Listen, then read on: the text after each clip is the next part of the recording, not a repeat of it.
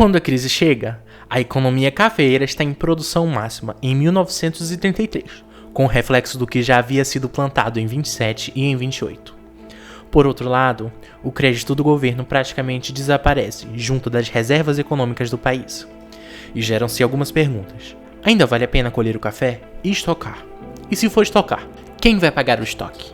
E quanto à colheita? De qualquer forma, haveria prejuízo, mas como já visto em outros capítulos, eles recairiam sobre a sociedade. Vejamos agora alguns processos.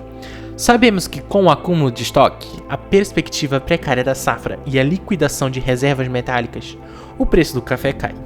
De setembro de 1929, $22,5 por libra, para setembro de 1931, 8 centavos dólar por libra. Ocorre então a desvalorização da moeda nacional, mas sem alterar os níveis de consumo. O mercado internacional não conseguiria abarcar toda a produção de café.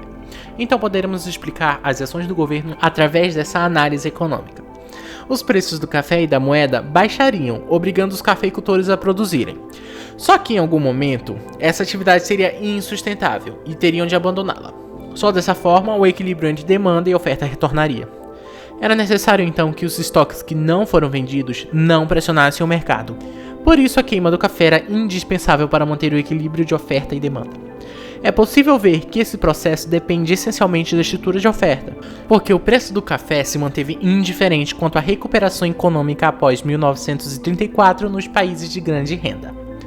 Depois do auge da queda do preço do café nesse ano, os preços se mantiveram estáveis, diferentes de outros produtos primários, como o cobre e o açúcar, que possuíram o crescimento de preços durante o período dessa recuperação. Nos Estados Unidos, na década de 20, percebe-se um crescimento na renda per capita, mas isso não tem grande influência no consumo de café do país. E nos momentos de crise, o preço pago baixa em 40%, também sem grandes influências de consumo. Poderemos até dizer que nessa crise, o efeito preço anula o efeito renda, ou seja, o possível aumento de consumo causado pela baixa de preço é anulado pela baixa do consumo trazido pela contração da renda.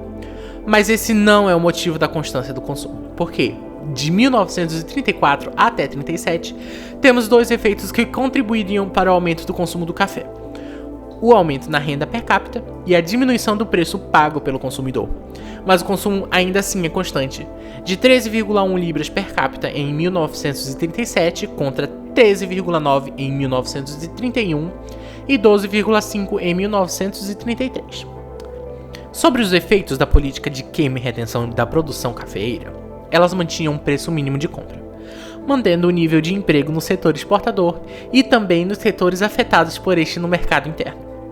Com o crescimento da produção nos anos da depressão e a maior colheita em 33, é notável que a renda global dos produtores agrícolas reduz menos que o preço pago a eles, que ao colherem quantidades crescentes de café, evitariam que a renda monetária se contraísse no mesmo passo do preço por unidade que o agricultor recebia pelo produto dele.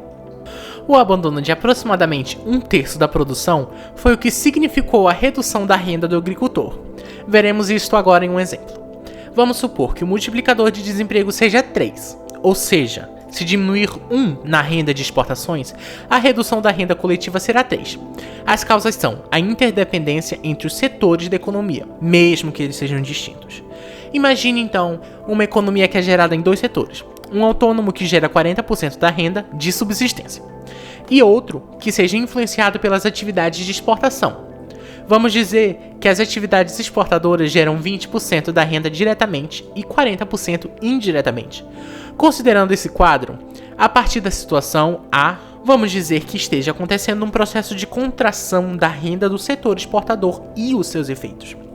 No caso B, digamos que o nível da produção se mantém e o desemprego é evitado enquanto os preços pagos ao produtor são cortados pela metade. O efeito final é a redução de 30%, 10% de ação direta e 20% de ação indireta. Já na situação C, temos uma redução de 50% no preço, um aumento de 20% da quantidade produzida, que resulta na redução de 24% da renda global. O último caso é distinto dos anteriores. Para definir os preços, há uma redução de 50% da quantidade produzida. Digamos que há uma queda de 25% dos preços, com um efeito final de 37,5% da renda total. Dados alguns exemplos de como funciona o mecanismo, podemos dizer que o caso C reflete a experiência do Brasil nos anos de depressão, com a redução dos preços pagos ao produtor e o aumento da quantidade produzida. A redução monetária do Brasil entre 1929 e o auge da crise foi pequena em relação aos outros países, como os Estados Unidos, que excedeu a 50%. A diferença é que nos Estados Unidos, a baixa de preços levaria a grande desemprego, o que não ocorre no Brasil, que mesmo se houvesse destruição de produto, a renda criada por ele era muito maior que seu valor, realizando inconscientemente as famosas pirâmides. A política adotada é anticíclica e é de maior amplitude que qualquer país desenvolvido já viu.